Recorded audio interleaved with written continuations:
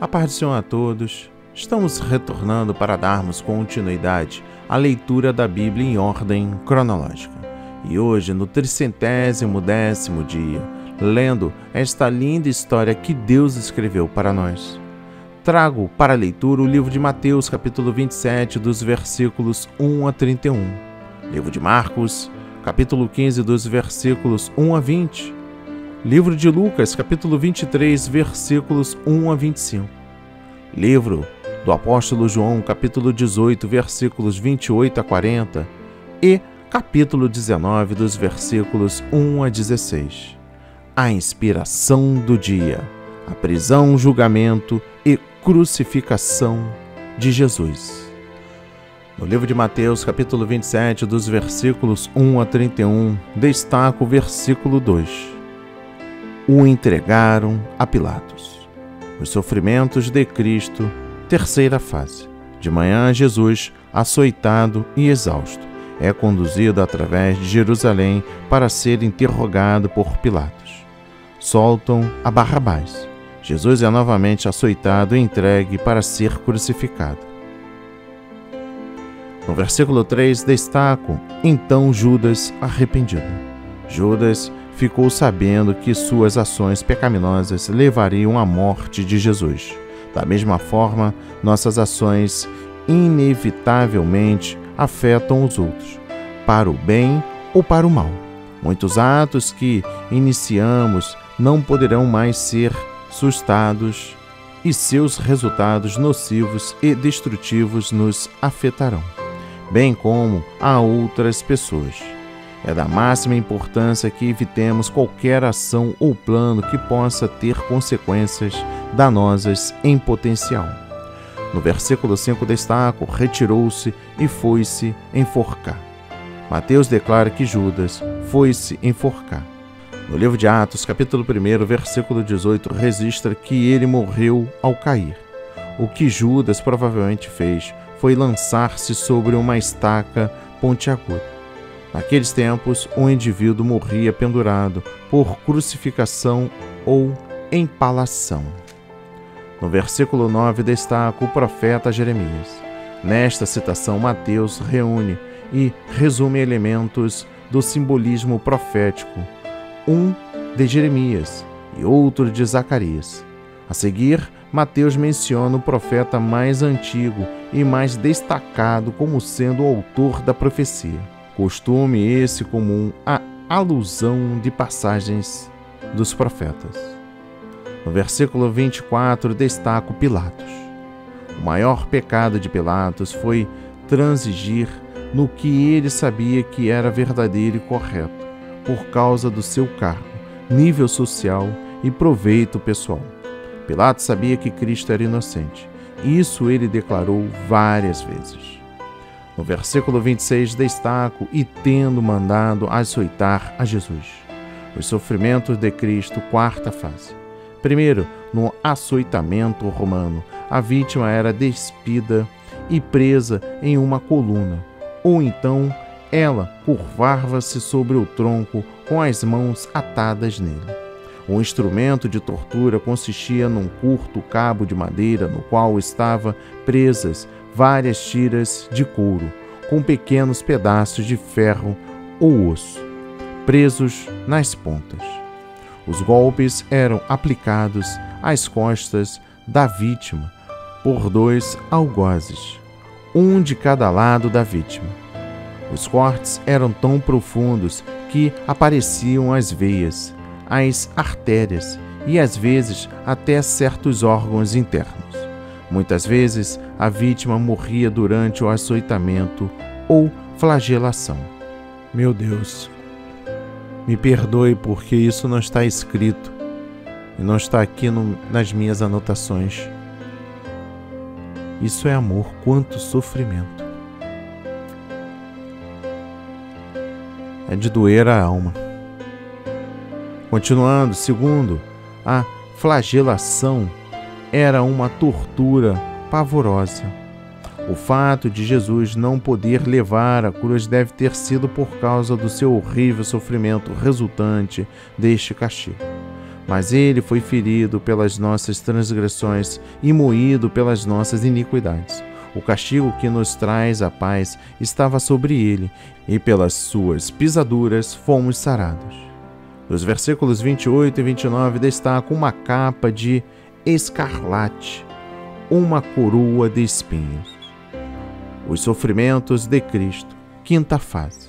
Desamarrar as mãos de Jesus e o puseram em meio à tropa romana.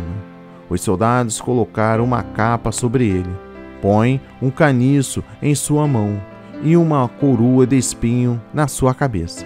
Os soldados romanos escarnecem dele e batem em seu rosto e na cabeça, fazendo penetrar profundamente os espinhos no couro cabeludo.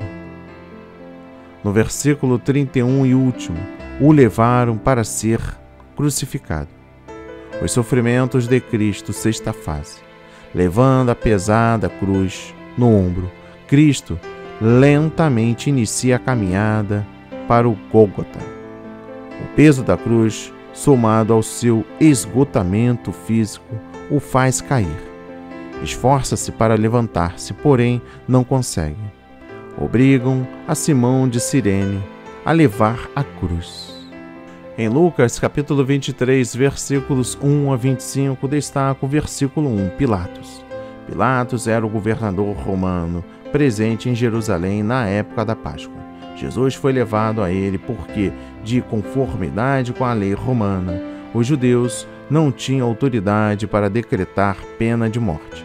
Pilatos tornou-se o símbolo dos que tomam decisões religiosas à base da conveniência política e não à base da verdade e justiça.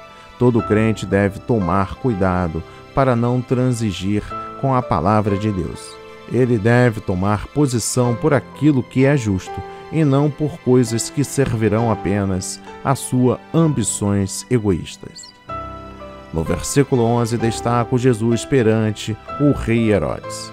Este é o mesmo Herodes que mandou decapitar João Batista.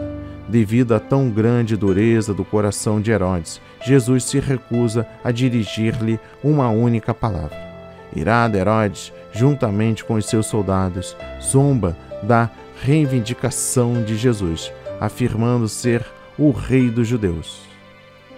No versículo 14 destaco nenhuma culpa acho neste homem. Jesus foi acusado de traição contra Roma. Pilatos, falando com Jesus, chega à conclusão que ele é inocente de qualquer rebelião contra o governo romano. Jesus declara a Pilatos que seu reino não é um reino político deste mundo, mas é um reino espiritual. No versículo 25 e último, entregou Jesus à vontade deles. É por conveniência política que Pilatos entrega Jesus às autoridades judaicas. No livro do apóstolo João, capítulo 18, dos versículos 28 a 40, destaca o versículo 36, meu reino não é deste mundo. No tocante à natureza verdadeira do reino, o governo de Cristo e do seu propósito redentor atual, 3 considerações cabem aqui. Primeiro, o reino de Jesus não é. Ele não é deste mundo. Sua origem não está no mundo, nem visa a dominar o sistema deste mundo. Jesus não veio para estabelecer nenhuma teocracia política religiosa, nem exercer o domínio do mundo. Seus servos pelejariam. Mas não se trata disso. Daí, seus seguidores não se servirem de meios terrenos para estabelecer seu reino. Não recorrem à guerra, nem a revoltas, para promoverem os princípios de Cristo na terra. Não se alinham a partidos políticos, grupos de pressão social ou organizações seculares para estabelecer o reino de Deus. Eles recusam-se a fazer da cruz uma plataforma de poder para controlar a sociedade. Suas armas não são carnais. O reino de Deus não será imposto pela espada nem pela força. Seus seguidores estarão armados somente com armas espirituais. Isso não significa, porém, que os discípulos de Jesus são indiferentes aos postulados divinos por um governo pautado na justiça e paz, e que penalize os malfeitores. Os cristãos devem levar uma palavra profética ao Estado no tocante às suas responsabilidades morais diante de Deus. Segundo, o reino de Jesus é o reino de Cristo, é o seu senhorio nas vidas e nos corações de todos aqueles que ouvem a verdade e lhe oferecem. O reino de Deus não é comida nem bebida, mas justiça e paz, e alegria no Espírito Santo. Ele enfrenta as forças espirituais de Satanás com armas espirituais.